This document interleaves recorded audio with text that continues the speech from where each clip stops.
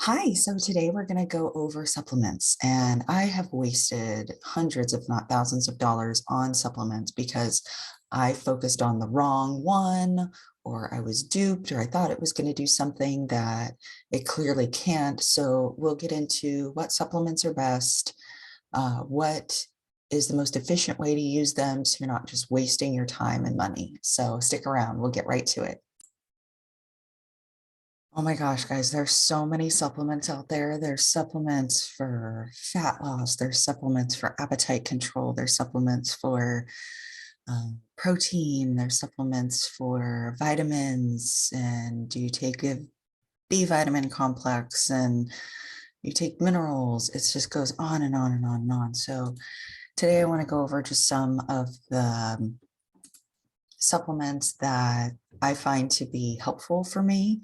Now, this is not going to fix you. Supplements are not going to fix you. You have to fix your mindset. So you can take all the supplements you want, but if you're still eating like shit and sleeping like shit, your results are going to be shit. So with that, let's get into it. So plants are medicine. So it's so important to know that even just something like ginger can have some alleviating effects if you're having certain symptoms or are getting sick. So that's my philosophy is your food and the food that you eat can be medicinal.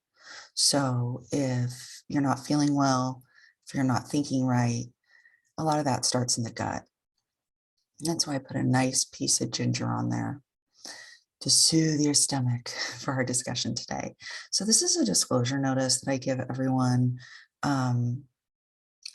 Providing nutritional advice or giving advice concerning proper nutrition means that the giving of information as to the use and role of food and food ingredients, including dietary supplements. Law allows any person to provide nutritional advice or give advice concerning proper nutrition, which is the giving of advice as to the role of food and food ingredients, including dietary supplements.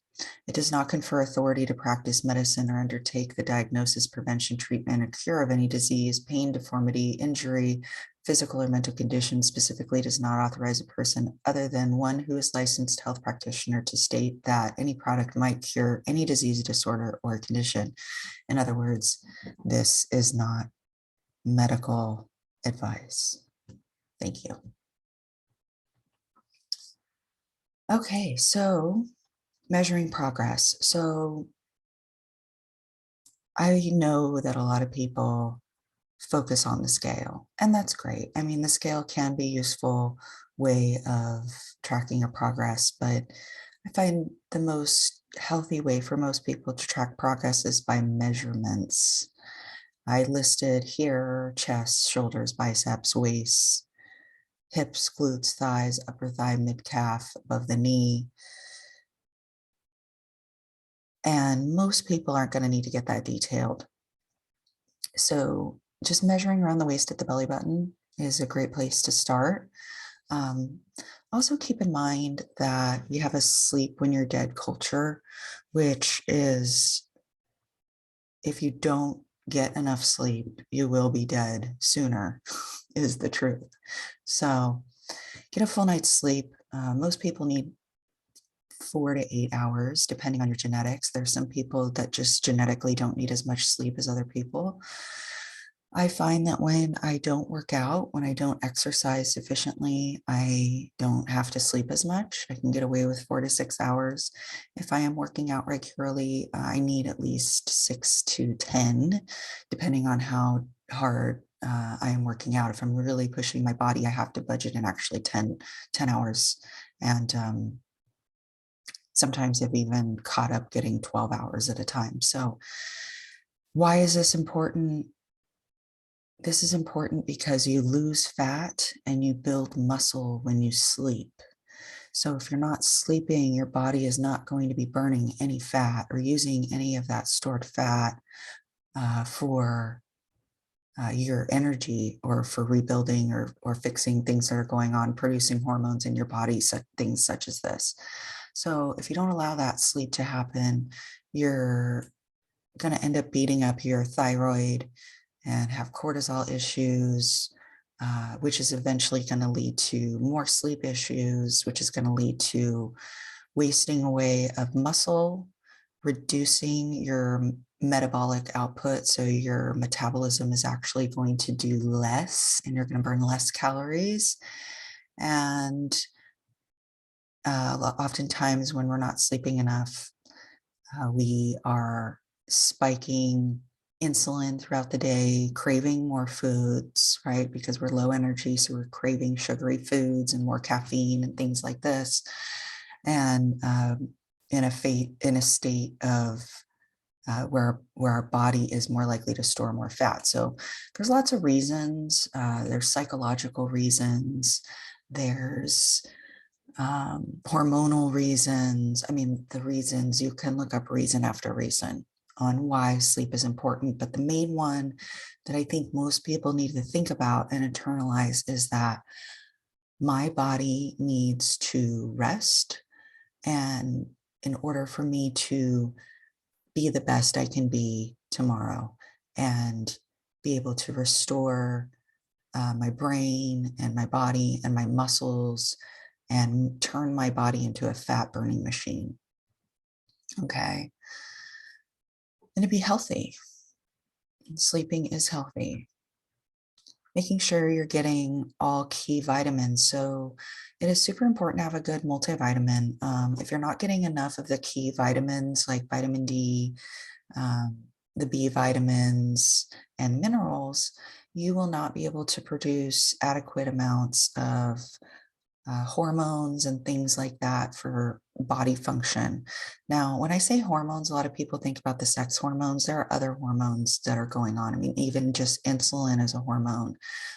There's hormones that help us fall asleep. There's hormones that help us wake up. There's hormones that cause you to get hungry. There's hormones that help you retain water. There's hormones that make you flush water. I mean, there's just every function in the body is backed up by a hormone, a chemical compound in our body that's causing a sequence of events that our system, it triggers our system to perform certain tasks and systems in our body to perform certain tasks. So it's very important to make sure that you're feeding your body those proper nutrients. Also, I have noticed that if people are not getting proper nutrients in their diet, cravings increase. So if you are not getting enough magnesium, for example, you're more likely to crave chocolate that has magnesium in it. And then as we reach for chocolate, a lot of the modern chocolate that we have around us is shit. It's milk chocolate with hardly any magnesium and a lot of sugar. It's not a nice dark chocolate that's got a lot of nutrition in it, or a cacao. It's garbage that you're giving yourself. Your body's asking you for magnesium. It's trying to tell you what it's craving, and you're giving it shit. So in order for you to get past that craving, you've got to know why you're having that craving, or speculate as to why you're having that craving, and try to feed your body proper nutrients. Now, there's a lot of reasons for cravings. It could be lack of sleep, right? Maybe you're craving sugar because you haven't had enough sleep, or your sleep rhythm's off. Could be your gut biome is off, things like that. And that's when we start getting into cleanses.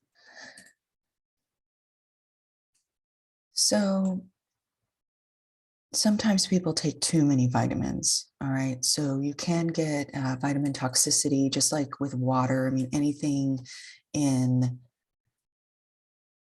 the dose makes the medicine, as they say. So if you can drink yourself to death with water. I mean, you can flush out all of your minerals and deplete, and it can become toxic. Anything can become toxic in the improper dosing.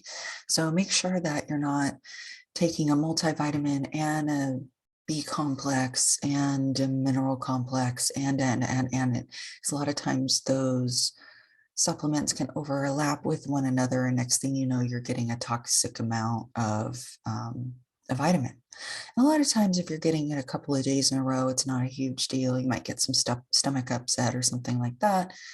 But a lot of these compound over time, as you're taking them day after day after day, or sometimes people are taking them year after year, it can accumulate in your body. And so you want to be mindful of that, not to just take everything all at once. Oh, I'm going to be healthy. I'm going to take everything in my supplement cabinet today. So you want to make sure you're taking the proper doses. Sometimes timing can make a big difference. Other times, more times than not, timing doesn't matter. More times than not, there are some situations, if you're already good about taking certain vitamins, or maybe some benefit to taking it at certain different times, but for most people, just getting them to take it is the best strategy, right? So it's either you take it first thing in the morning when you think about it, or you end up not taking it at all. That's the case with me. So I know this about myself. If I don't get up and take it right away, I won't take it at all.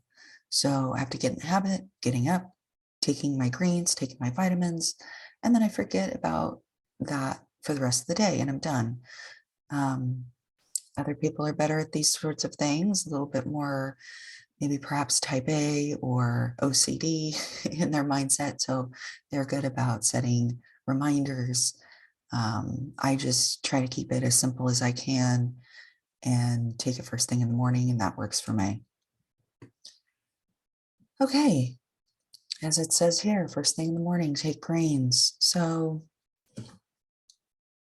if you buy a green supplement and it tastes like shit, you're probably not going to take it every day. So, and you've just wasted your money. You've just wasted $50 or $100, or, greens can get quite expensive, especially high quality ones. So one way around this is to take a pill form. So I like the chlorella pills. There are pills that you can take every day if you're not getting enough greens. 99% of people aren't eating enough greens. So it's important to get that into your system. It's great for vitamin absorption and all that fun stuff. Even if you ate a ton of greens, we still have soil depletion issues. Our farms, our current industrial farms, do a lot of monocropping and don't rotate the crops, and the soil is depleted, and it's just it's an alive plant, but the nutrition in the plant dies over time. And so because we don't have nature reseeding nutrition into our soil like they did back when we started farming, the plants that we're getting in the store are not as nutrient dense. Now, frozen plants, a lot of people think that, oh, if I have a frozen vegetable, it's not as nutritious as a fresh vegetable. That's not necessarily true, because it's getting flash frozen right when it's cut. So it actually preserves a lot of the nutrition. So it doesn't really matter where you're getting the vegetable from, just adding those vegetables into your diet. Of course, if you're getting like veggie chips or something, that's probably causing more harm than good, because you're getting vegetable oils that are crap. They're so over processed. Vegetables are so over processed that they're become degraded and can cause inflammation in the body, but that's a different topic for another day. Okay, detox, cleanse. Oh my gosh, it's not real. It doesn't exist. You can't detox or cleanse your body. I mean, these detox your body, okay? What happens when you detox from drugs? You stop taking the drug and the substance comes out of you. You detox from it. When you cleanse your system, you are trying to get rid, I mean, of course, there has to be a point. There's a proper way to do it and an improper way to do it. But there are estrogen cleanses. to get rid of excess estrogen, synthetic estrogens that are built up in our body. There's cleanses to get pesticides and herbicides out of our system. There's cleanses for heavy metals and things like that, which are a little bit more sus. I mean, it's really hard to pinpoint exactly what and how they're working. There's a little bit more woo-woo science behind those in my opinion, but certainly candida cleanses, um, things like that are real and they do work and they've been practiced for a long time. I mean, wormwood is something that has been around a long time. It is a bitter plant that parasites don't like, and people in tribes indigenous to where the wormwood is grown knew this and took it for medicinal purposes for a long time. A lot of these plants you'll see were used by the people that they naturally grow around, and people knew to use them. People used them wisely, and they worked. So it can be very great learning experience to go through a cleanse or a detox. It can be wonderful, wonderful experience. Now, you have to have the right mindset. So if you go into a cleanse or detox, like the cayenne water with the lemon and the water or whatever, and you drink that for 3 days and lose 10 pounds and you think you're done, now that's a different mindset than going into it saying, I'm cleaning my body to become healthier over the next 30 days. And I've got a plan. I'm going to put nutritious foods into my body. I'm going to cut out junk food and just drink water. I'm not going to drink soda. I mean, there's a regimen behind it because there's no pill. Sometimes people sell pills, and a lot of these cleanses are pills or tinctures or just a protocol of how to eat for a certain amount of time. All of these are fine. All these are certain ways to get a detox or a cleanse done. Now, you can't just take a pill and keep drinking soda and eating McDonald's and think that you're doing a cleanse. It doesn't work that way. So it's a complete protocol. You're loving yourself. You're doing it out of love and care. You're taking care of yourself, trying to improve yourself. You're trying to learn as you go through this. Maybe it's hard for you not to drink soda for 30 days. Learn from it, learn from the process. Why? Ask yourself, why? Why do I need soda? Why do I love soda? Why am I craving soda? And as you ask yourself these questions, your brain will answer those questions for you. And you have to be mindful. It's a mindful practice. Why a lot of times spiritual practices include fasting and certain diets, because they make us turn inward and look in the mirror and ask questions of ourselves to uncover false belief systems and false thought and get closer to truth within yourself. So it's actually quite a beautiful process to go through. Blood sugar, there are lots of ways of controlling blood sugar. One of them is with a popular drug called metformin. It can be a wonderful solution for many, many people. There are studies out there for berberine. Sometimes I recommend people give it a try if they're on the or research it themselves. If they're on the cusp of diabetes or pre-diabetic or having blood sugar issues, they may want to consider something like this. Again, this is not medical advice. Hormone function. So in the modern world, we have too much estrogen and estrogen mimicking compounds around us. So plastics are estrogen mimicking. Certain preservatives in our soaps and things like that are estrogen mimicking, and they become toxic, and they are called estrogen or endocrine disruptors. And basically they're blocking your ability to cleanse out these cells, these synthetic cells, or broken cells or cells that are not functioning properly in this system. So you get an overload, and too much estrogen, fat is estrogenic. So too much estrogen can lead to fat appearing in it appears to be unnatural areas in our body, like the saddlebags on the sides, or like women tend to, it tends to go from the hips into the butt and into the thighs. So men can have this as well. Women, I think everybody understands what that looks like in a woman. Men can have this too. This pear-shaped body. Just because you have pear-shaped doesn't mean you have this. Let me be clear.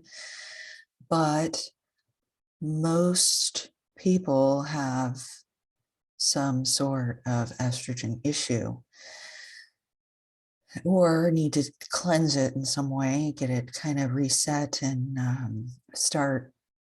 get it plummeted down a little bit, and then let your body rebuild it back up if it wants to, or if you're living a lifestyle where you're building this up, and go through this process maybe quarterly, once a year, twice a year, things like that. Now, as women get older, we don't produce as much estrogen. So you do have to be careful with this if you are one of those women that are getting lower on the estrogen scale. So getting labs done, getting hormone panels done, something that is really important. And a lot of people don't do it until they have symptoms. And one thing that's tough is everybody has a different hormonal profile where you feel ideal. And no one goes and gets their hormones checked when they feel great. At least most don't. Maybe some athletes do. The average person doesn't. And so it's hard for you to understand, okay, well, say for a man, your testosterone is at 500 and your doctor says that's within range. You're getting low T symptoms, but he doesn't know that when you felt your best, you naturally perhaps were like 850. I mean, some guys just run high, and some guys naturally run in like 1,000. I mean, just these freak people out there have super high testosterone levels or feel better at those super high testosterone levels. You don't know what that is for you if you've never measured when you feel your best. So what's your benchmark?